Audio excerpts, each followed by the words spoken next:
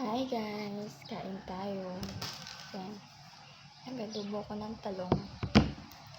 Kanin. Masa.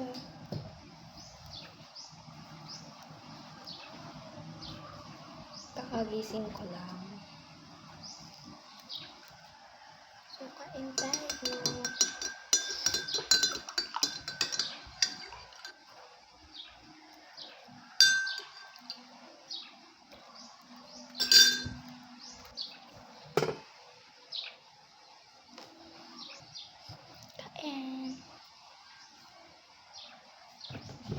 Natubo ko lang siya.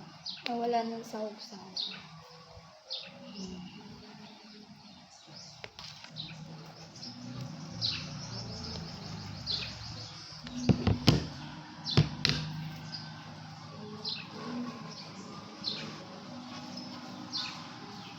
Kakamay tayo. Thank you, Lord.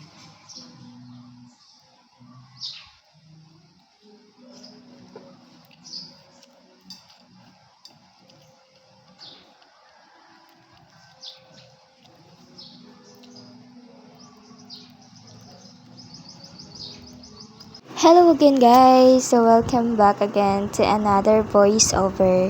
I-voiceover ko to kasi nga nagpa-music yung aking kapitbahay and rinig baka ma-CP ako. So yun, ang aking ulam ay ginisang adobo. Adobong talong.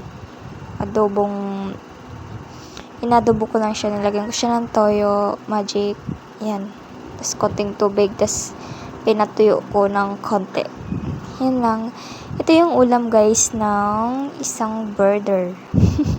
Baka magtaka kayo na, uy, iba na naman yung bahay, ganun. Dalawa talaga bahay guys. Dalawa yung inaano, doon kami nagluluto. Tapos iba din yung tulugan. Ang ginagamit namin actually ay butane. Kung familiar kayo sa butane gas. Ganun. Yun yung ginagamit. Ang aking kanin ay kanin ko yan kagabi. Tapos hindi ko na siya yung sinangag ba. Bisan pagkaluto ko ng ulam, nilagay ko na siya, tas yun, para may halo din yung lasa nung nasa kawali ng aking inadobong talong. Yan lang. Diskarte na lang kita kung saan makakaon, kung saan pag survive, 'di ba? Diskarte na lang. And then yun, sarap kaya. Simple pero at least busog, 'di ba? Makakamiss yung gantong ulam. Wala na isahog-sahog ko, dire-diretso na. Basta may lasa lang talaga. Tas Milo, yun. Yung Milo ko, nilagyan ko yan na siya ng konting asukal kasi may lasa eh. May lasa yung Milo. Tapos silagyan ko na lang para kahit pa paano may konting tamis. Pero hindi ko naubos guys yung aking kanin. Bali, ang ginawa ko dyan is kakainin ko ulit yan. Bali, half-half ba? Kalahati ng kanin ko, kakainin ko later on. Ganun. Tanghalian. Kasi morning, tapos tanghalian. Anong oras na rin kasi. So, yun lang. Thank you for watching. And, thank you guys so much sa mga pagpatuloy na pag-support sa aking YouTube channel. Nandyan pa rin talaga kayo. Grabe, no? Sobrang solid nyo. Hindi nyo ako pinabayaan. Hindi ako nag-iisa dito. Na-appreciate ko yun. Love na love ko kayo talaga. Kahit iba na yung lifestyle ko ngayon, iba na sa dati, nandyan pa rin talaga kayo at patuloy tayong umaangat. Patuloy pa rin tayong nadagdagan, di ba? Nabubulol na ako. Thank you guys for watching.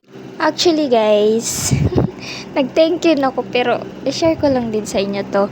Ang sarap talaga na pag nasa probinsya ka kasi ang maririnig mo lang ay yung mga ibon, yung mga boses ng manok ng mga sasakyan na dumadaan. Well, di naman maraming sasakyan kasi nga probinsya to, yung mga ano lang, mga puntiti lang, hindi talaga siya kagaya sa mga highway, ganun. Yun lang yung maririnig. Tapos minsan wala, tapos tahol ng aso, di ba? Napaka peaceful. Maririnig mo yung simoy ng hangin, tsaka yung ano ng mga puno, di ba? Nang share ka lang.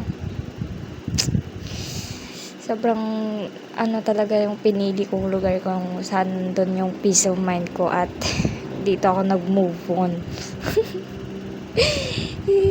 Thank you for watching. Nabusog na ako.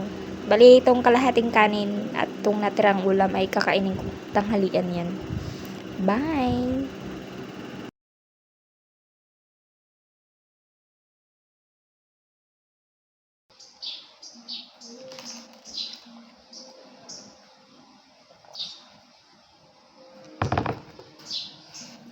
Busog na ako.